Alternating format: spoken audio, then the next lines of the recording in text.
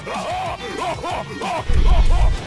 candy now? What is going on, everybody? Nasdorachi coming back at you again today with yet another Dragon Ball Legends video.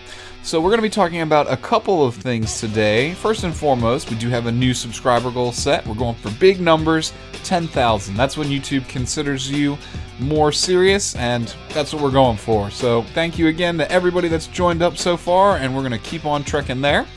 Now, the actual focus of this video is going to be two things. The majority is going to be some more high-level PvP battles. I've got some more tips and techniques to show you, namely the dash technique, or dash tech, as I like to call it. I'm not sure if that term has been officially coined yet, but that's what I'm going with. So we're going to break down the dash tech for you and how to vastly improve your online game and your fighting abilities. And then before we get to that, we're going to quickly go into what I'm looking at right now. I'm going to edit it up on screen for you here, and it's upcoming cards. Now, thanks to Renzi at DBZ Space, this man is amazing. Not even entirely sure he plays these games, but he does a ton of work on the back end, data mining stuff, so we have kind of an idea what's coming in the future. That's especially useful on Legends because there is no Japanese version of the game to look ahead to. We're all playing on the same version, and nobody really has future sight. So what we got going on here is a whole batch of new cards that have dropped into the game. They're not in the game yet, but they are in the files. We have 3 new Sparking cards, which is a Final Form Frieza, the Captain GINYU, and a Masenko Gohan. We have 6 new EX cards, which is a Krillin, a Piccolo, a Vegeta who is not wearing the armor with the shoulder pads, but still in his Saiyan armor, just no shoulder pads again. We have a Yamcha, and this next one is actually quite surprising. We have Dragon Ball Legends' first Dragon Ball Super character as Final Form Frost. Kind of coincidental, since in my last video talking about cheaters, I had the whole Frost-themed overlay. So that's very interesting. I definitely was not expecting Frost to be the first super character that we were going to get in Legends, but here he is. And we have a EX First Form Frieza, who looks quite angry. On the hero side of things, we have a second and third form Frieza, another Captain Ginyu, Pikkon, another GT Pan with Giru in the back, and another Final Form Frost. They decided to go with 2 Final Form Frosts, I guess. Whatever, I'm not going to complain. Now, as well, on DBZ Space, there are 2 other characters that we don't know if they're coming in this batch or the next batch, and that is the Dark-type Broly and the potential Red-type Future Trunks. So if we have another banner up and coming, that would make 5 new Sparkings, the same as what they had on the first banner, and then all of the EX cards and hero cards you see in the photo on screen.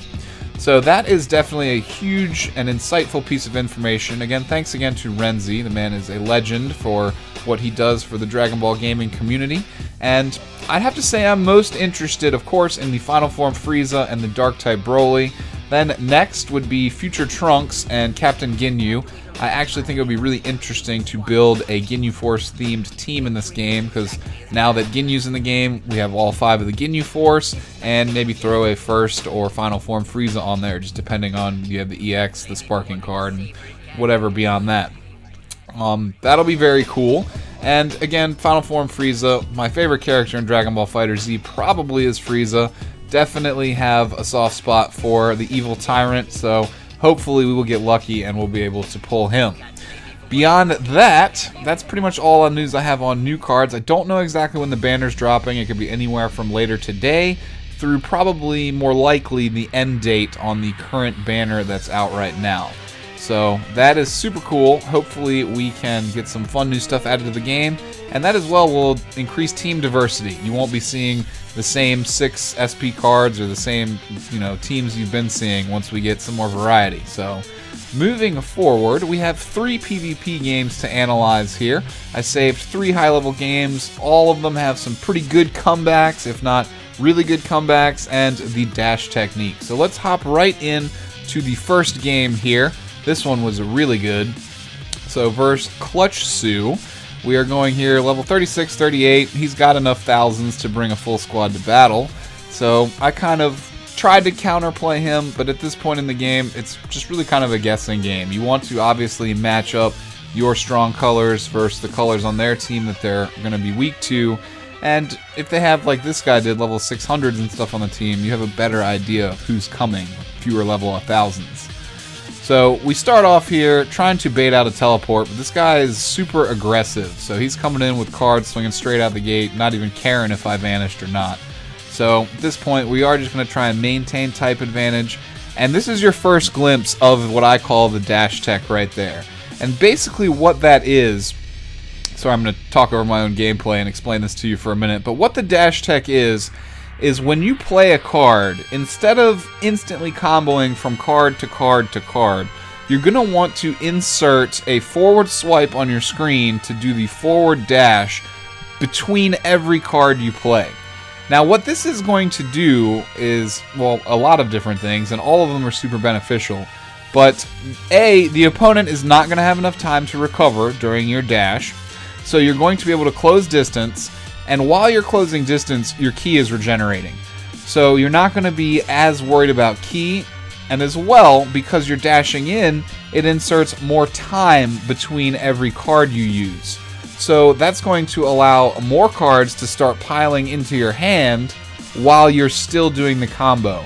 And because of the increased ki regeneration and the fact that more cards are being replenished into your hand, you can extend your basic combo from 4 cards, which is all you can hold, up to about a 6-card combo, and then you can end with either the light ki blast or the light tapping of the screen punch attack.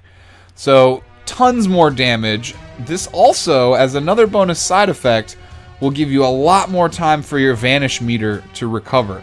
So if you vanished and juked somebody to start your combo chain, and the bar is, as you can see in the red right there, doing this dash and prolonging your cards type dash technique combo is going to allow that meter more time to recover, and you could potentially get 2 vanishes with the same character just in the course of that one combo. As it ends, your second vanish should hopefully be ready, and you can juke someone twice with the same character, which tends to really throw people off, and it nets you a second free combo a lot of the time.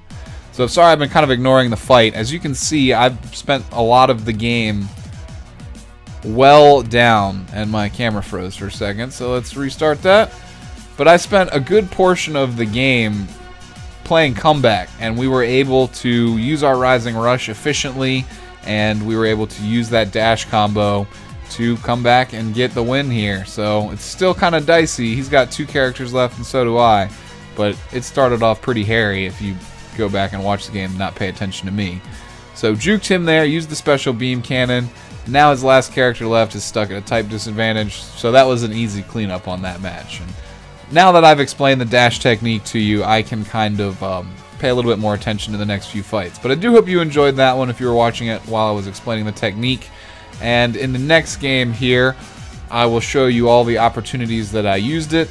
And as well, there's one flaw that I make in all these videos, which I'm going to point out next time I see it, and that's subbing characters in while trying to do the dash technique. There's a special way you have to do it. It does work, and it can help you get the upper edge on getting a type advantage character onto the field and being able to continue the combo with him before the enemy can really react. Now, it is also important to note that while you're doing the dash technique, the only thing the opponent's going to be able to do is sub in another character. So they still will be able to do that to try and get like Piccolo's 50% defensive buff or something like that. But that's the only response people can really do to this dash technique right now. So as you can see, we juked Piccolo, and we wasted a potential attack opportunity to sub him out for a different character. We didn't want to waste any cards. So we're just playing the type advantage game right now. And we got Goku on Goku. He successfully juked me there and kicked me back. And it looks like he's using the dash technique on me as well. As you can see, between every attack card, he's doing the forward dash and closing that distance, getting the extra ki back, having more time for cards to replenish in his hand. And as you can see right now, I'm basically doing the same thing back to him. So 2 cards, dash in between each, and he got a proper switch in for the type advantage there. Piccolo blocked that Kamehameha really well. So he used his heal. It's still 3 characters to 3 characters, but his team is almost full health all the way around, and we're fighting at a type disadvantage right now. And as you can see, I just made the mistake right there where I tried to sub in a new character and then activate a card after dashing. Now you can't do that. what you have to do is when you're using the dash technique and you want to sub somebody in, you have to take a break on your dashes. Basically, you'll use an attack card, dash in, use an attack card, then immediately sub and use an attack card. You won't insert a dash in between the spot where you're subbing characters. So you will have enough time to then pick up the combo with the character you sub in with, and then continue the dash technique after that point. But when you are subbing a character in, you definitely don't want to insert a dash there. There'll be enough time for the enemy to react, vanish out of your combo, or launch an attack of their own. So that's about how that rolls out. We finished that character there, and it's down to, what, 2-on-2 here. And he's maintaining the type advantage with Piccolo. I definitely want to get Vegeta knocked out because Piccolo, as you can see, he's just melting my Piccolo. So we are pretty far behind here. He's got Vegeta with almost full health and a little bit of health left on Goku. We baited him out there, and we're doing pretty good on these tap conflicts today. Win a lot of those in the videos you see. And again, sorry if my webcam has froze up a couple times. It's a piece of shit laptop. Got to deal with technology problems here. So we're using the light combo to finish Goku there. If you notice your opponent only has a very small amount of health left, you can use the light combo to finish it out. That'll save you ki, that'll save you cards as well. So now we have Goku on Goku here, and I'm going to try and combo into the ultimate technique here. So we're going to dash card, dash tech again after a card, and then this is going to be an attempt at a finishing blow, so we didn't really need another dash there. But it didn't actually finish him. Again, he tried to teleport out of the way, but if you dash in and do that light attack, it's extremely hard to vanish out of the way of that light attack combo. I think he was expecting me to try and clean up with an actual card, and because I dashed in and did the light combo, we were able to seal the win. He actually had an opportunity to come back and win that game if I didn't pull that maneuver right there, but thankfully we did. So we got one more game to show you guys here, then we'll be wrapping up this video. A couple technical difficulties with the webcam, but oh well. And we got all these people here right around the same level, 38 on my actual ranking level right now. So these are all really good matches, all 1,000 level characters all around the board. So this guy as well comes straight out the gate. I try and bait out his teleport, but he came straight out the gate playing super aggressive. Thankfully, he's got a type advantage, so I'm kind of just letting him waste all his cards. Or, I mean, he had the type disadvantage, so I was letting him waste some key and cards on Piccolo there. And now we've swapped, and we're just trying to maintain that. He can't swap now, so we're kind of stuck in an advantage where it's in my favor. And I love countering people when they go to dash in with the red card by using the yellow card. It's super effective. Yellow card will counter a red card, it'll counter a light key blast, and it will counter sometimes blue cards as well, just depending on the timing on that. So we here stuck in a type neutral situation. I believe he takes out my Piccolo here. I'm not entirely sure. Yeah, the power bomb. I remember this being a bad day for Piccolo. I didn't pick green, I don't think. So yeah, we lose Piccolo here. That puts us down at a little bit of a disadvantage, but all of these games are kind of comebacks here. I'm very proud of this game for having such a good, strong ability to have a comeback. The comeback mechanics are definitely strong in this game. I definitely advocate never rage quitting, because you never know. You can come back from almost anything in this game. Almost. So we are at a type advantage here. We're doing the dash technique. Took a break from the combo there because we ran out of key, and we're kind of mixing it up with light attacks to just kind of keep him on his toes, keep him confused. And we were able to out-dash him there and continue our combo, but he did the switch dash. So you can do that, throw opponents off guard. If they're using a yellow card, there's no way for them to get out of it. You can switch immediately to another character and dash out of the way and kind of use the fact that your initial character has the red bar and can't dash, and do the immediate switch change and vanish to kind of confuse people. So we have the type advantage here. We're launching the Rising Rush to kind of even the odds back up a little bit here, and we get the success. So I think this brings it back down to a 2-on-2 fight here. And what we got here, kind of neutral here, blue on blue. course, this Goku does actually a pretty good amount of damage to Pan. She doesn't take damage very well.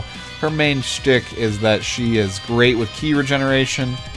She's super fast, and that makes her great at chasing down enemies. So that's kind of where Pan's near infinite combo comes in. I might as well spoil it for you guys now.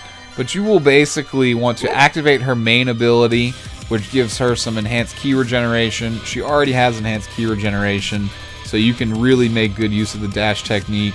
Her cards will keep filling up, her ki will keep filling up at an advanced rate, and yeah, you can keep going with her using the dash technique for a long time. So we're at one-on-one here, Vegeta on Piccolo. He did take out my Pan. We're going to combo him with the Gallic Gun and clean things up here.